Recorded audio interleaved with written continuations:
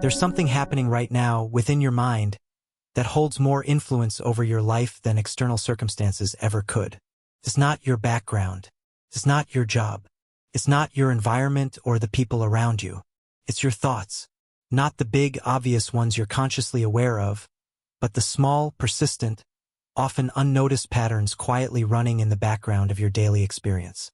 These aren't just ideas passing through your head. These are blueprints, instruction sets, and most importantly, they are signals. Signals that your reality is responding to constantly and without fail. Here's the truth. Your thoughts are not passive. They are active participants in the unfolding of your life. Every moment, they're either reinforcing what's already happening or setting the stage for something new. Whether you realize it or not, you're shaping your world, not with your actions alone, but with every internal narrative you feed, every belief you hold, every expectation you carry. The most astonishing part? Most of this creation is happening without your conscious involvement. You might believe you're reacting to what's around you, but in many ways, what's around you is reacting to you. And if certain patterns keep showing up, like the same types of relationships, similar financial roadblocks, repeated emotional cycles, it's not just coincidence. These aren't random glitches in your personal matrix. They're the echo of an internal script that's been running unchecked. So today, we're pulling back the curtain. We're unpacking why your reality keeps bending in response to your thoughts, often without your awareness. We'll explore how invisible thought loops reinforce what you experience, how your subconscious mind programs your life without asking for permission, and how emotional energy activates or blocks what you desire most. We'll also uncover how focused attention collapses endless possibilities into one specific outcome, and how that outcome is often determined before you even realize you've made a choice. If you've ever felt like you're stuck in a loop, or that life responds to you in uncanny ways, this isn't just metaphysical fluff. There's a real mechanism behind it. And by the end of this video, you'll understand how it works. More importantly, you'll know how to use it to your advantage. Let's start by unraveling something that impacts every single person watching this, yet remains almost completely invisible. A loop between thought and experience that keeps repeating and reinforcing itself in ways most people never notice. Let's go deeper. Think about this. Have you ever noticed that certain themes seem to follow you through life? Whether it's the kind of people you attract, the way money flows in or disappears just as quickly, or how you always seem to land in similar emotional situations despite your best efforts to change. This isn't coincidence, and it's not fate. It's repetition. But not just repetition in your external world, it's happening internally first. Your thoughts, especially the ones you repeat without question, create a kind of signature. This signature influences how you perceive the world, and in turn, how the world responds to you. Let's break that down. Every thought you have begins to filter your experience. Say you believe, consciously or not, that people can't be trusted. That thought doesn't just sit there. It starts shaping how you interpret others' behavior. You'll focus on subtle cues that confirm that belief, like a missed call, a certain tone of voice, or a delayed text. Meanwhile, anything that disproves your belief, it gets filtered out, dismissed, ignored. This is called confirmation bias, a mental shortcut where your brain looks for evidence to support what you already believe and discards what doesn't. And the more often that belief gets confirmed, the stronger it becomes. You're not seeing reality. You're seeing a version of it that matches your internal script. But it doesn't stop there. Your thoughts influence your perception, yes, but also your energy, your tone, your behavior. This matters more than most people realize. Let's say you carry a thought like, "I never get the opportunities one want." That thought affects how you speak in interviews, how you carry yourself in a room, whether you make eye contact, whether you follow up or stay passive. Those little behaviors influence how others respond to you, which, guess what, creates the exact result your thought predicted. The loop has closed. But here's the kicker. You probably didn't even realize it was happening. Now add to this the role of mirror neurons, special cells in your brain that reflect the emotional state of people around you. When you feel confident, curious, or open, others subconsciously mirror that back. When you feel guarded, unsure, or defeated, they do the same. So your internal state creates external feedback, which then reinforces your internal state. And round it goes. This is the thought-reality feedback loop. It's how people accidentally stay stuck in financial hardship, toxic dynamics, or personal stagnation. Not because they're lazy or unlucky, but because their thoughts keep instructing reality to show up in a certain way. There's one more piece to this loop, perhaps the most important: predictive coding. This is the brain's method of anticipating what's about to happen based on past experience. It's like your mind is constantly guessing the next scene in your life movie based on old footage. If your mind expects disappointment, it prepares for it. If it expects rejection, it braces for it. In doing so, it subtly influences your behavior, your emotions, and your micro-decisions, all aligning you with the reality you expect. That's why this loop is so hard to spot. Because once your thoughts have sculpted your perception, your energy, your behavior, and your expectations, reality follows suit. It's not a mystical phenomenon. It's an invisible but entirely natural process. But once you see it, you can disrupt it. You can override the script. You can start placing new thoughts into that loop, ones that don't just reinforce what's been, but begin to suggest what could be. This is where transformation starts. Not in action alone, but in the original creative force behind it, the thought. And now that we've exposed the loop, it's time to explore the power behind it. An even deeper engine that silently drives your experience of life. Whether you approve of it or not, let's talk about the real architect of your reality, the subconscious mind. There's a part of your mind running the show that you rarely interact with directly. You don't argue with it, question it, or even speak to it out loud. But it makes decisions for you. It filters your experiences. It directs your behavior. And it does all of this without asking for permission. This is your subconscious mind. While your conscious mind handles logic, planning, and decision-making, it's only a tiny fraction of your mental activity. The subconscious is responsible for everything happening beneath the surface. Your automatic responses, your beliefs, your emotional triggers, and the countless split-second judgments you make without even thinking. Experts estimate that about 95% of your life is governed by subconscious programming. That means for every intentional choice you believe you're making, there are dozens more happening out of habit, pattern, or memory.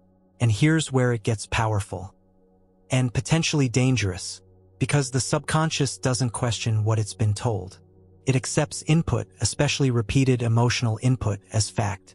Then it goes to work. It creates routines, expectations, preferences, and reactions based on what it believes to be true. And because it operates outside of conscious awareness, most people are following subconscious scripts they didn't even choose for themselves. Let's look at where this programming comes from. During childhood, the brain is in a highly suggestible state. Information doesn't get filtered through critical thinking, it gets absorbed whole. Children learn by imitation, repetition, and emotional imprinting. So if you were told, directly or indirectly, that you were too much, not enough, unworthy, or that life is hard, success is rare, and love is conditional, your subconscious didn't just hear those messages. It recorded them, and it's been using them to run your reality ever since.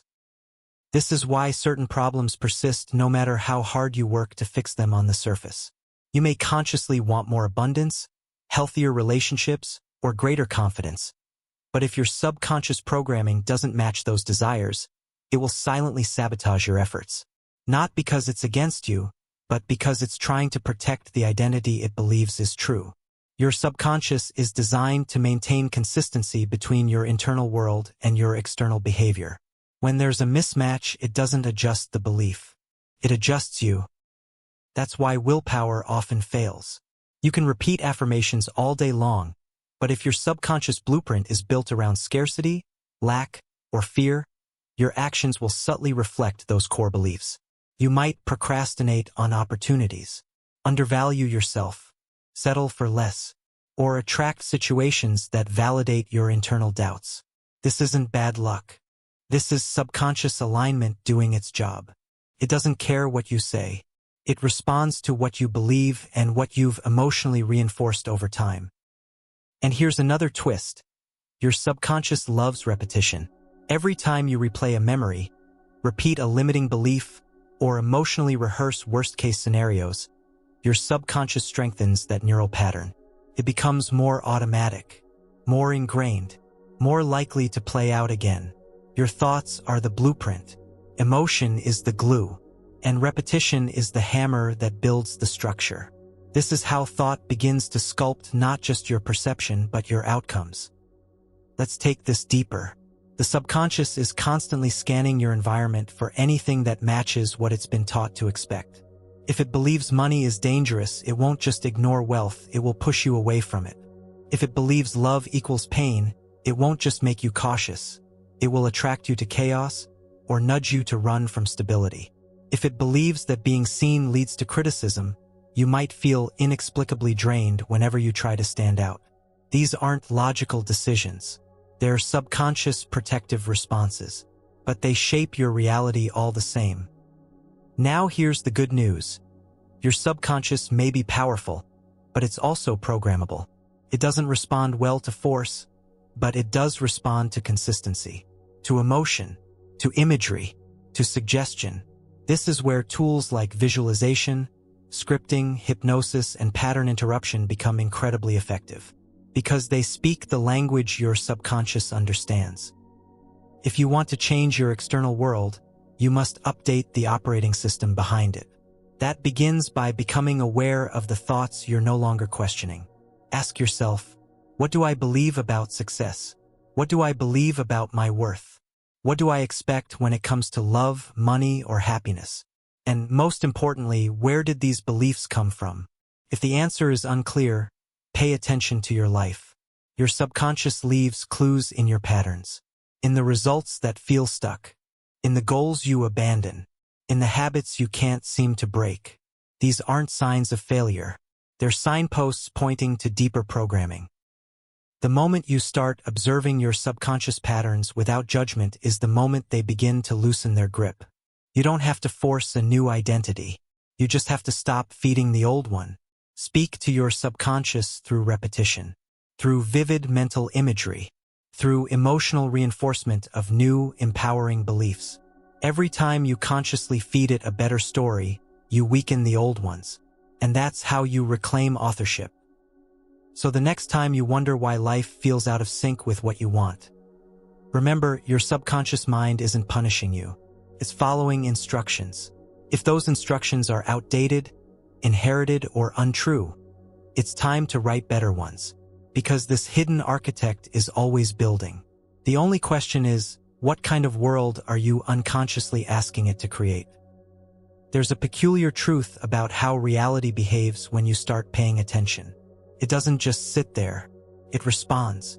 The direction of your focus doesn't just determine what you see. It influences what actually happens. And this idea isn't just a poetic metaphor. It's supported by one of the strangest and most revealing discoveries in modern science. Let's talk about observation. In quantum experiments, researchers found that particles don't behave the same way when they're being watched. When left unmeasured, they exist in a state of probability, a cloud of potential outcomes. But once observed, they collapse into a specific measurable state. This means that the very act of focusing on something alters its behavior. Now, you're not a quantum physicist in a lab, but you're doing something eerily similar every day. You're observing, you're focusing, you're measuring your experiences by giving them meaning, attention, and emotional charge. And just like those particles, your life starts to collapse into the version you're paying the most attention to. Think about it like this. Every moment contains countless possibilities, different reactions, different outcomes, different interpretations. But your focus acts like a spotlight, picks one path, one version, one interpretation, and everything outside of that spotlight fades into the background. Not because it doesn't exist, but because you're not giving it energy. This is where thought becomes selection. It's not just forming beliefs. It's filtering reality itself. Start focusing on how people disappoint you, and your brain will filter out acts of kindness. Start expecting rejection, and you'll unconsciously behave in ways that bring it about. Start scanning for danger, and you'll miss signs of safety and trust. You aren't just interpreting what you see. You're instructing what shows up. Because attention is more than awareness, it's an energetic request. Now take that one step further. Every moment you're creating a vibrational imprint. Thought combined with emotion produces a signal. And that signal acts like a magnet, pulling in experiences that match its frequency. So when you obsess over worst-case scenarios, you're not just preparing for them, you're aligning with them. When you dwell on scarcity, you're not being realistic, you're reinforcing a pattern. When you rehearse fear, guilt, or anger, you're not just venting. You're placing an order to the universe that says, "More of this, please."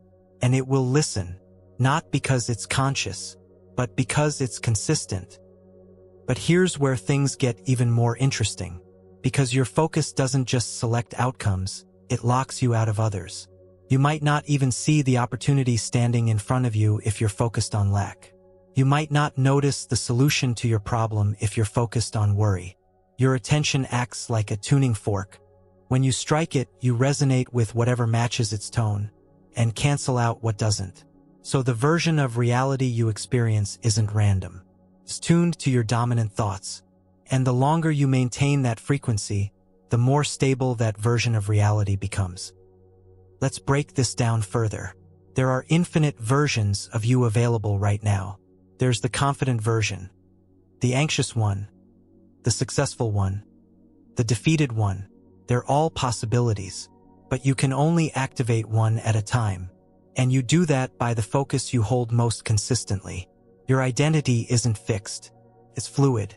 And it gets reinforced by attention. So the question becomes, which version of yourself are you observing the most? Which version of life are you reinforcing with your thoughts? Because the more you observe that version, the more evidence you'll find that it's real. And the more real it feels, the more deeply it becomes your lived experience. Let's take a moment to be brutally honest. Most people aren't using their attention with intention. They're reacting, fixating, worrying, repeating thought patterns that are neither empowering nor accurate, yet they wonder why nothing changes. They say things like, "That's just how life is. People don't change.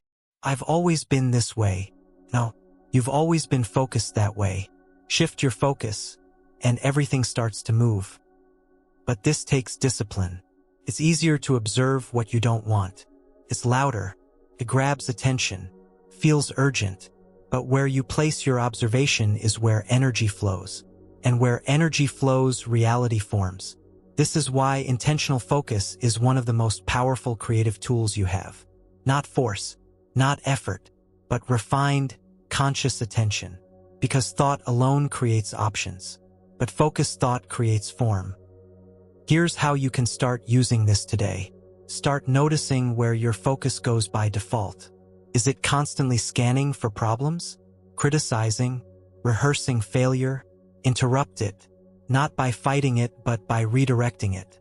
Pick one empowering thought and practice holding it for 60 seconds at a time. Visualize an outcome you want and let yourself emotionally experience it as real. When fear arises, don't wrestle with it. Observe it, then shift. This isn't about ignoring reality. It's about choosing which version of reality you want to engage with. You're not creating something fake. You're selecting something real from the infinite possibilities available to you right now. And the longer you hold your focus there, the more life begins to reflect it.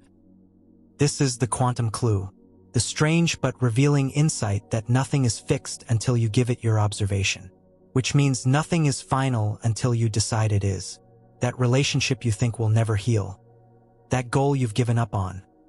That identity you think is permanent, none of it is sealed unless you keep observing it as inevitable. Break that gaze and new possibilities emerge. Because reality isn't responding to what's true. It's responding to what's observed. So ask yourself today, where has your attention been? What outcomes are you unintentionally selecting just by the focus you maintain? And what could shift if you changed your point of observation even slightly? Because everything you want is already a possible version of life. The question is, are you focused enough to bring it into view? There's a silent force running beneath every thought you think. It doesn't speak in logic. It doesn't follow rules. It doesn't need to make sense to be powerful. That force is emotion. While thought sets the direction, emotion sets the signal strength. You can think an idea all day long, but until it's charged with feeling, it stays flat like a radio transmission with no volume. It doesn't carry. It doesn't transmit. It doesn't attract. Emotion is what takes thought from concept to creation. You've probably tried positive thinking before.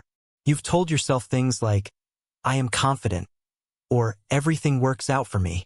But inside there was doubt, tightness, a whisper that said, no, you're not. That whisper wins. Not because the words were stronger, but because the emotion behind them was. Emotion always overrides thought. It doesn't matter how pretty your words are if your feelings are signaling fear, anxiety, or disbelief. This is why affirmations fall flat for so many people.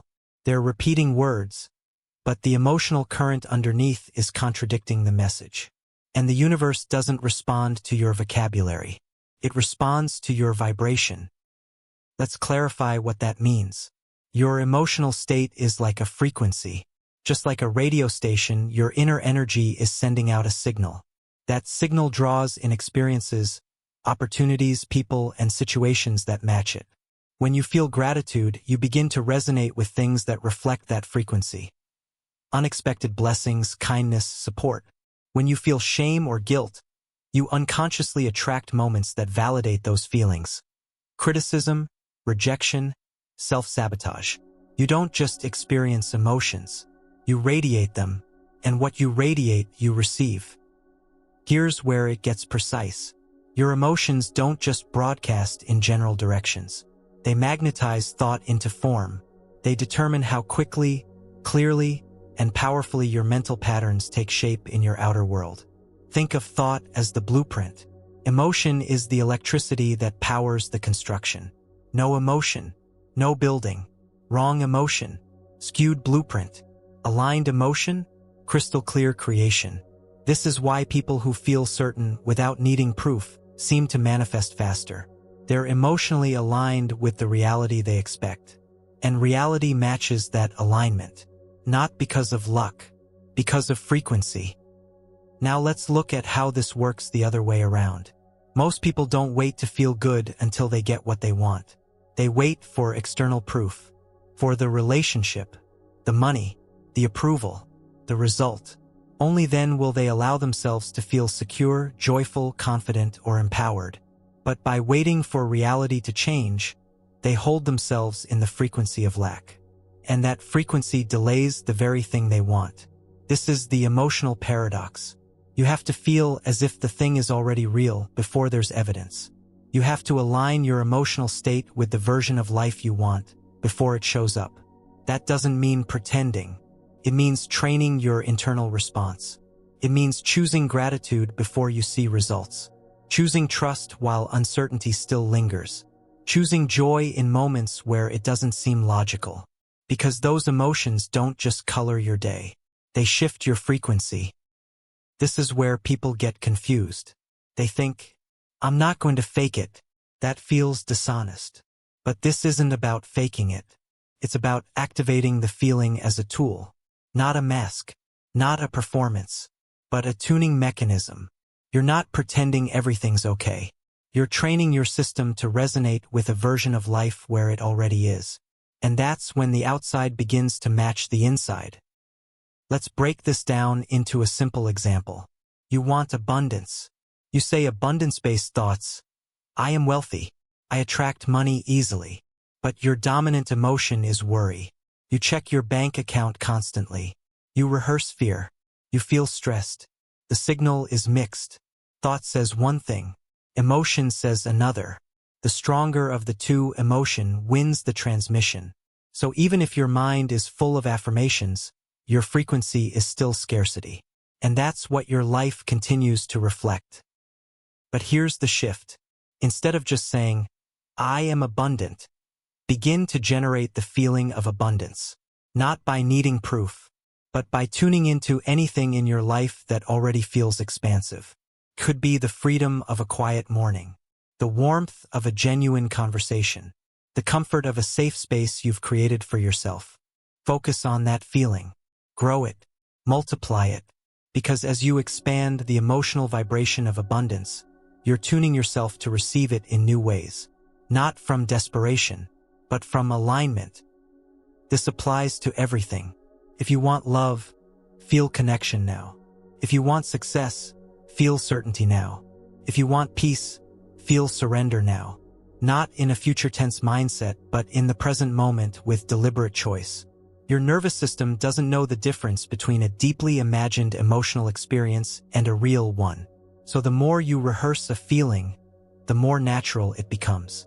The more natural it becomes, the more it shows up externally. Now here's the hidden trap. Negative emotions are not your enemy, but dwelling in them without awareness is. When you feel anger, fear, or sadness, acknowledge them. Let them move. Don't suppress. But don't worship them either. Emotion becomes power when it flows. It becomes a prison when it hardens. So let the negative pass through you, like wind through an open window. Feel it, then choose your next state. You're allowed to guide your emotional frequency. It's not selfish. It's not delusional. It's your most direct form of personal power. Every great shift begins not with more action, but with a new emotional tone. When you consistently feel in harmony with the life you're calling in, it starts answering back. And that's not magic. That's mechanics. So before you try to think your way into a new life, ask yourself, how does that life feel? And how can you start generating that feeling now, before the world catches up? Because the world always catches up to the frequency you hold long enough. Change doesn't always arrive with a bang. It doesn't always announce itself with fireworks or instant success. More often, it begins in quiet, barely noticeable moments. Tiny shifts in response. Slight improvements in how people treat you. A sudden sense of clarity. An unexpected opportunity. And if you're not paying attention, you'll miss it entirely. Because the first sign that your thoughts are bending reality isn't that everything changes at once. It's that small things start responding differently. This is the overlooked zone of manifestation, the space between energetic shift and external proof. It's where most people give up, because they expect dramatic results and ignore the microsignals that their reality is already moving. They change their mindset, hold it for a day or two, feel no grand transformation, and then slide back into doubt. But here's the key: change isn't delayed. It's unfolding right now. The question is, are you noticing it? Let's be precise. Your internal world shifts first. When that happens, your outer reality starts calibrating to match. But that recalibration often begins with micro-moments. A new person enters your field of awareness. Someone reaches out unexpectedly. A conversation flows with more ease than usual. You feel more relaxed in situations that used to trigger stress. These aren't random. They're feedback. They are the earliest indicators that your frequency has shifted, and your environment is starting to reflect it. Most people label these moments as coincidence, but they're not. They are the visible edge of an invisible transformation. Here's why this matters. Every internal shift creates a new trajectory. Even a 1-degree change in thought or emotion begins to move your life in a different direction. And just like a plane changing course, the longer you stay on that new heading, the further you end up from where you started. But if you don't recognize that first 1-degree change, you may cancel it before it has time to expand. Awareness is everything. You must start training yourself to notice what most people dismiss. Start by asking questions like, what's slightly easier today than it was last week? Where have I felt even a little more aligned, more open, more empowered? What subtle improvements are showing up in my communication, my relationships, or my energy?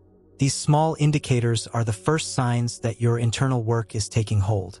They're not the end result, but they are proof that the mechanism is active. Let's ground this further. Every choice you make is either reinforcing your current reality or nudging you into a new one. These are not always big, life-altering decisions. Often, they're subtle, choosing to pause before reacting, saying yes to something that stretches you, saying no to something that drains you, taking 5 minutes to feel gratitude instead of spiraling into stress. These micro-decisions carry frequency, And as you repeat them, they begin compounding. Eventually, they gain mass and momentum. That's when results become visible. But by that point, the shift has already been in motion for a while. The challenge is, most people don't trust the invisible stage of creation. They want instant feedback. And when they don't see it immediately, they assume nothing's happening. So they stop thinking in alignment. They stop feeling on purpose. They slip back into the old frequency, and the new timeline dissolves. Not because it failed, but because it was abandoned. That's why the ability to stay consistent through the subtle phase is so powerful. You're holding a vibration long enough for it to stabilize. You're observing reality with patience, knowing that visible changes are often the last phase of transformation. You're collecting proof from the small things, not waiting for the big things to finally give you permission to believe. That's the difference between conscious creators and unconscious reactors. One looks for early signs and responds with reinforcement. The other looks for final proof and responds with doubt.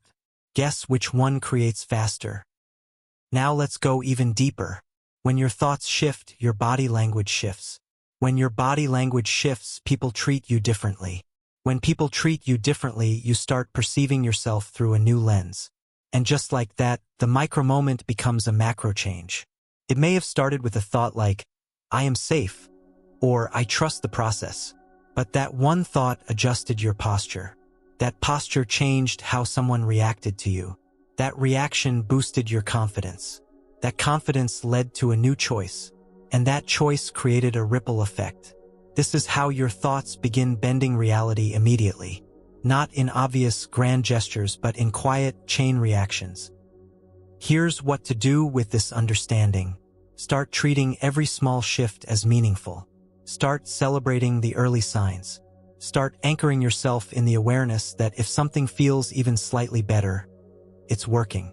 This is how you train your nervous system to associate change with safety. Because here's another hidden truth. Most people don't resist change because they doubt the outcome. They resist it because change feels unfamiliar, and the subconscious equates unfamiliarity with danger. By recognizing micro-moments of manifestation, you're signaling to your subconscious, this is safe, this is working, keep going. And that feedback loop keeps the new reality growing. So today, look closely. Notice how someone's tone with you has shifted. Notice how your mood rebounds faster than it used to. Notice how you hesitate less, speak more clearly, or trust yourself more deeply. These aren't flukes. They are the signals of your power beginning to take form. And when you treat those signals as sacred, you invite more of them. Creation isn't a waiting game. It's a noticing game. You're not waiting for something big to happen. You're watching reality respond in microwaves. And every wave carries a message. You're on the right path. Keep choosing. Keep focusing. Keep feeling what you want as if it's already here.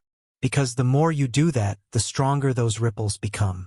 Until one day, what felt like a subtle shift has completely rewritten the landscape of your life. If you've ever felt like life is moving without your input, as if it's just happening and you're reacting, it's not because you're powerless. It's because you've been running on autopilot. Your thoughts are still creating. Your emotions are still broadcasting. Your reality is still responding. But it's happening without deliberate control. And that's not your fault. That's the default setting most people grow up in. But here's the turning point. Once you realize the machine is running, you can take the wheel. You can stop creating reality from outdated beliefs and unconscious programming. You can start choosing what gets activated. You can design your reality from the inside out. This is what it means to break the spell. The spell is the illusion that your external circumstances are more powerful than your inner state. It's the belief that change has to start out there. That belief keeps people trapped. Not because their lives can't improve, but because they don't realize how much of their experience is generated from within. Breaking the spell means waking up to the fact that your thoughts, feelings, and focus are the source code of your reality, not the reaction to it. Let's make this practical. To regain conscious control, you must first build awareness. This is the skill of noticing what you're thinking, what you're feeling, and what you're broadcasting without judgment. Because without awareness, you're creating blind. You can't reprogram a system you've never looked at. Start by checking in with yourself multiple times a day. Ask, what thought am I repeating right now? What emotion is fueling that thought? What kind of outcome would this emotional frequency attract? You're not doing this to shame yourself. You're doing it to see the pattern clearly. Because the moment you see it, you have power over it. Next comes interruption. You must interrupt old loops when they show up. The patterns that have been running your reality. Self-doubt, worry, resentment, scarcity, only survive through repetition. Stop feeding them and they weaken. You can interrupt a loop by changing your language, by shifting your posture, by taking a breath and redirecting your attention. Every interruption is a crack in the spell, and through that crack you begin to insert something new. Then comes replacement. This is where you choose new thoughts on purpose. Not thoughts you hope are true, but thoughts that you're willing to practice. You don't need to believe them fully yet. You just need to rehearse them enough to make them familiar. Thoughts like, it's safe for me to change. I trust my inner guidance.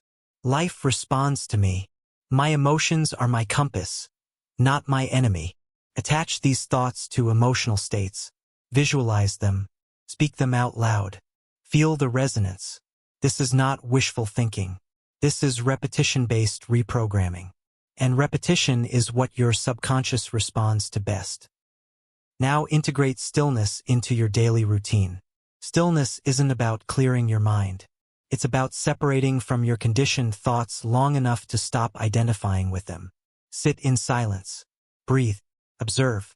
And when old mental noise rises up, don't fight it. Let it pass. And then gently redirect. Even 5 minutes a day of intentional stillness can begin to reset your nervous system and create the space for new programming to take root. Here's the next layer, identity work. You must stop trying to change your life from the perspective of who you've always been.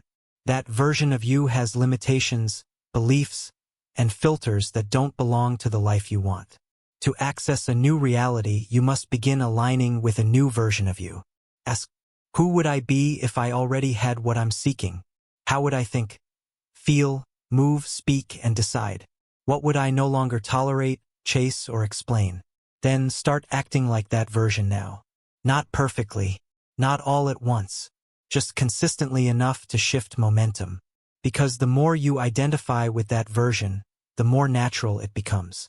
And the more natural it becomes, the faster reality begins to shape around it. And finally, emotionally reinforce everything. The real magic doesn't happen in the thought. It happens in the feeling attached to the thought. That's why going through the motions doesn't work. You have to infuse your practice with feeling. Every time you think an empowering thought, amplify it with emotion. Feel the freedom. Feel the relief. Feel the gratitude. Feel the knowing. This emotional reinforcement anchors the new reality in your nervous system. It tells your subconscious, this is safe, this is familiar, let's build from here. So to bring it all together, breaking the spell means 3 core things: awareness, choice, and repetition. You build awareness so you can see the unconscious patterns clearly. You make new choices to redirect your focus, your emotion, and your behavior. You repeat those choices until they become your new baseline. This is how people go from stuck to magnetic, from reactive to intentional, from accidental creators to conscious ones. And none of it requires luck, genius, or perfect conditions. It just requires willingness. The willingness to pause before reacting. The willingness to choose again. The willingness to stop reinforcing the version of life you no longer want. Because that version only exists because you've kept breathing life into it. And the moment you stop, it fades. Your thoughts were never meant to run wild. Your emotions were never meant to be suppressed or feared. Your reality was never meant to be random. You are not a passive character in your life story. You are the author. And now you know how to write on purpose. By now, you've seen the mechanism clearly. Thought isn't just mental chatter. It's a directive, a broadcast, a blueprint that the world begins to respond to. And every moment, whether you're aware of it or not, you are influencing the version of reality you get to live in. Not because you're imagining it, but because you're selecting it. With your focus, with your emotional energy, with the stories you repeat inside your head. You are not waiting for life to change. You are shaping it second by second. The thought-reality loop is always running. Your subconscious is always listening. Your attention is always activating outcomes. Your emotions are always amplifying your signal. Your mindset shifts are always echoed by micro-reactions in your world. And whether that power creates more of what you want or more of what you don't, depends entirely on how conscious you are in using it. The spell has been broken. You can't unsee it now. So the next time you hear yourself say, "This is just how life is," pause. Check the thought behind that statement. Check the feeling you've attached to it. Ask yourself, am I observing a fixed truth, or am I reinforcing a version of reality that I actually have the power to change? Because you do have that power. You always have. This isn't about perfection. It's about intentionality. You don't need to control every thought. You don't need to feel amazing every moment. You just need to stop reinforcing the reality you no longer want and start aligning gradually and consistently with the one that truly reflects who you are becoming. You've already started. By watching this, you've created a crack in the old identity. By absorbing these words, you've signaled your readiness to shift. Now it's time to move from knowing to practicing, from noticing to choosing, from automatic creation to conscious design. Test it. Try it for yourself. Hold a new thought a little longer. Feel a new emotion a little deeper. Choose a new reaction even once. And then pay attention to how the world begins responding. That's your evidence. That's your confirmation. That's your new story, already beginning to write itself through you. The only question now is, what version of reality do you actually want to experience? Start observing that. Start feeling that. Start choosing that. And watch how quickly the world bends to meet you there. You're the author. Start writing consciously.